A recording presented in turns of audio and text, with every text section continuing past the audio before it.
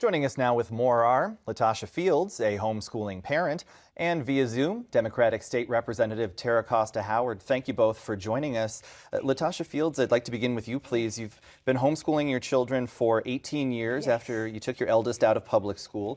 What motivated you to start homeschooling? Yes, so it's a pleasure to be here. Thank you so much, Nick, for having me. Well, for us, it was a call of God, our faith as Christians. So it was about discipleship and a biblical worldview. We have four. My oldest is 28. She's a homeschool with the college grad.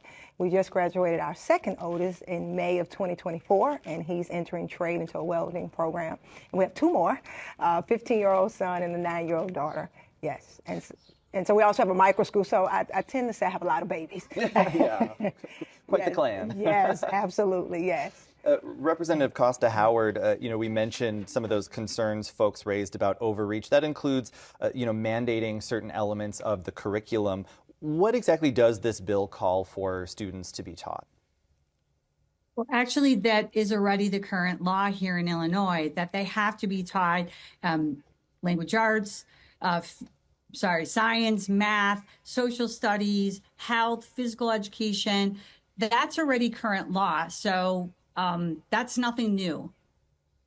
Latasha Fields, do you think any of these sorts of registration requirements, for example, will that significantly affect you and other parents who homeschool? Yes, absolutely. And so our proponents of this bill claim that it's just formality, it's just a form. Well, we're looking at the bill, it's not just a form.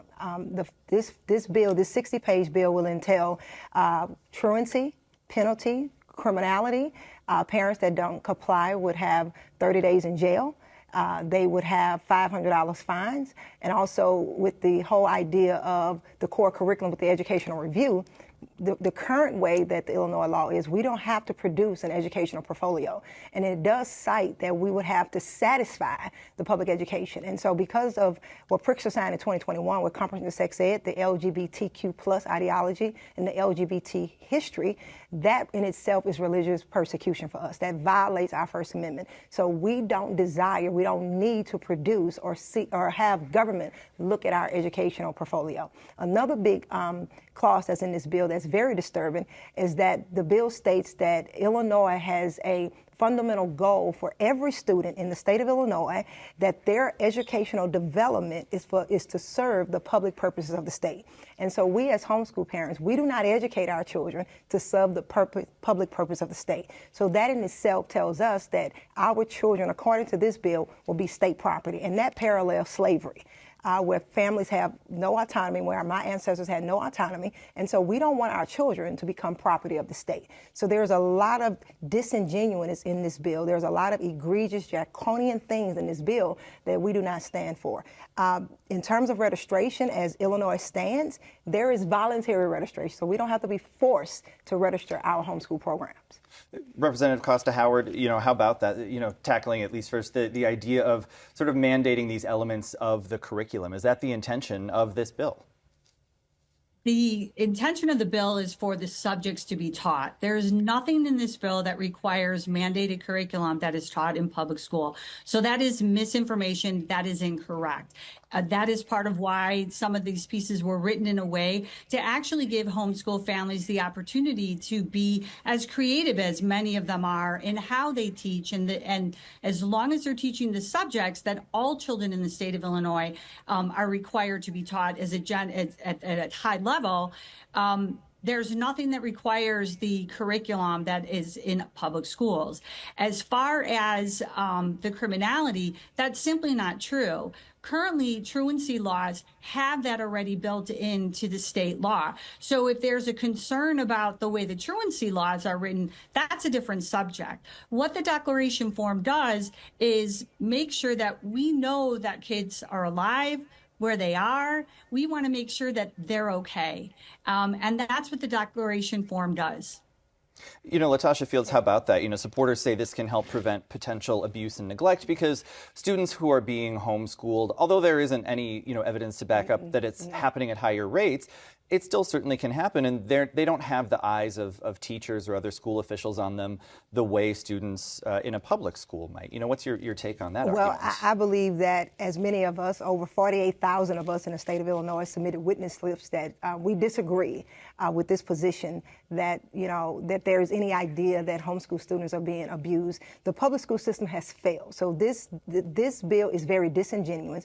We have right now over 1,000 sexual allegations in Chicago public schools. And as of 2024, the Inspector General said there's over 400 cases. So my question to Representative Costa-Howard, what are you doing about the sexual allegation and the abuse that's in Chicago public school systems? Because if it's all about a form where these babies are not being protected in the system that they govern, in the system that they have jurisdiction over. So that is appalling. And so we as homeschoolers, we do not need a system that's already broken, that has already proven that it has failed to govern us. And when we talk about proficiency, when you talk about educational proficiency, in the state of Illinois, there's 1.9 million students, and only 39% of those babies can read at grade level, and only 29% or 28% are proficient in math. And then when you go to Chicago public school system, for the black babies, they're doing even worse. It's unconscionable. Only 20% of black children in Chicago public school system can read on grade level, and only 9% are proficient in math. So when we talk about wanting kids to have a quality education, homeschoolers far exceed that. They far exceed that expectation. Black students that are homeschooled have 15 to 42% percentile points higher than their public school peers. So I'm in agreement with Representative Costa-Howard. We want quality education. That's why we're homeschooling. That's why we have exited from government education system. And so for us, this seems like a pursuit, like we're being punished for the failures of government education. Representative, how about that? I mean, would this at all, go after, quote unquote, homeschooling parents? No, we don't believe that it does in any way, shape, or form. In fact, some of the issues that were raised, I think she's correct. We want to make sure that all kids have a high-quality education. And if you actually take a look at the statistics that are on the State Board of Education website, our 8th graders are doing great. We're seeing those numbers come around for our students here in Illinois. That's a good thing. But I would like to address the comment that she made regarding sexual abuse in Chicago public schools. We have laws on the book that require anyone who comes in contact with our children in our school setting to have a criminal background check. If you are being homeschooled, there's nothing. You are not subject to any laws. I want to be clear. 38 states have this requirement on the books to declare that you are homeschooling your children. 38 states. We here in Illinois are an outlier.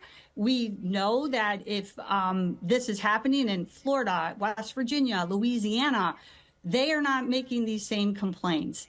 We are the outlier here in Illinois, where we have zero regulations. And so we are not here to punish anyone. In fact, we want to applaud those families that are being transparent and are doing it so well. But frankly, the statistics that are being recited, there's no statistic out there that actually says that homeschool students are better. That's actually accurate. We don't know how many homeschool students there actually are here in the state of Illinois, because they don't register. They don't have to declare anything. And so we don't really know how many children there are. So we have no data that actually backs up what is being said. What we do know is that we have children who have passed away, who have died at the hands of abusive parents. That is what we want to protect. Yep. And Representative, I know we've got much more that we could possibly say about this. Unfortunately, we'll have to leave it here for this evening. Representative Terra Costa-Howard, Latasha Fields, thank you both for joining us. Thank you.